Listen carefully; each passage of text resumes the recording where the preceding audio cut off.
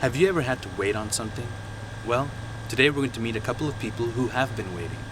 So let's jump right in with Kevin's journey trying to be a teacher. Welcome to This Christian Life. I'm your host, Luis DeWood. You know, it all started just a couple years ago. I found myself, I was working at another high school, and all of a sudden, something happened. I lost a job, and they didn't want me to work there anymore. And this is at a time where everyone was really looking for teacher jobs, and this was all the way back in February or March, and all through the time, all through summer, I kind of figured, I'll find a job, and I kept on looking, and by the end of the summer, I didn't have a job. So the first day of school comes around, and I'm not out of school. Okay, let's stop right there and go on to Stormy Mitchell. When my husband and I had been married about 4 years, we decided to start trying to have a baby. And we went to a doctor and another doctor because I knew that there was something wrong. And finally, we got referred to a fertility specialist and started fertility treatment. And month after month after month, we tried. And finally, we got pregnant. But soon after that, I lost the baby. And it was at that point that my emotions spiraled out of control, and I was hurting, and there was a lot of pain and a lot of anger. And then we decided that we couldn't do any more fertility treatment, and so we just decided to wait on God and hope that He would perform a miracle. And another year passed, and another year passed, and nothing. And my emotions were so raw, and I hurt so much that I decided that I would go see a professional counselor, a Christian counselor.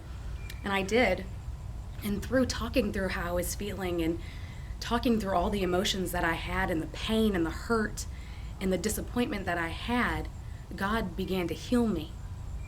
And I started to see light at the end of the tunnel, and I started to see hope, and I was laughing more freely and had the joy of God again. And amazingly, 2 months after I stopped going to a counselor, God performed a miracle, and my husband and I got pregnant on our own. Okay, let's go back to Kevin Parker, who ends up landing an interview with the principal at a charter school. And then I was sitting there in his office while he made a phone call, and he said that, "Oh, I'm sorry, they're actually not even letting me have an aide." So I said, "Okay, where does that leave us?" He said, "Well, just keep calling me, and I'll see what I can do, and you could be a teacher." I said, "Okay." So long story short, about a month and a half of waiting, kept on. I still didn't have a job, kept looking for other things, and couldn't find anything. I kept on calling him. He said, "Yeah, call me back."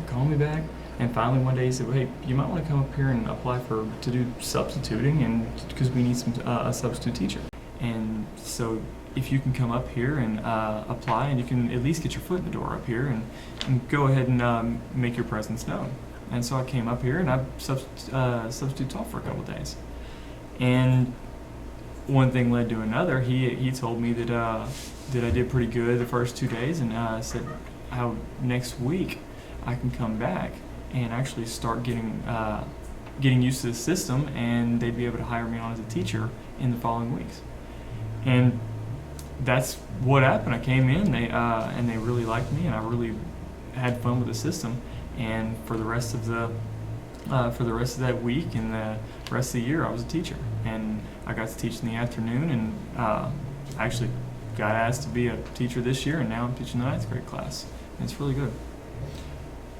And really, all I get to do in the afternoons now is just sit around, tell students what to do, and eat my sandwich.